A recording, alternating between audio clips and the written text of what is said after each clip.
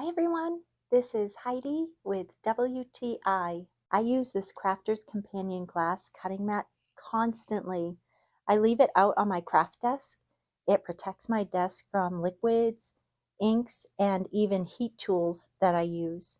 And the smooth glass surface makes it so easy to use my blending inks, my paints, and my watercolor techniques. It has measurements on it so I can quickly see the size of my papers and cards, and it's really easy to care for and to clean.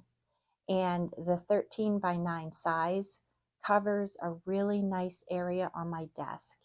It gives me quite a substantial working space. This Crafter's Companion glass cutting mat has really proven to be a staple and workhorse in my craft room.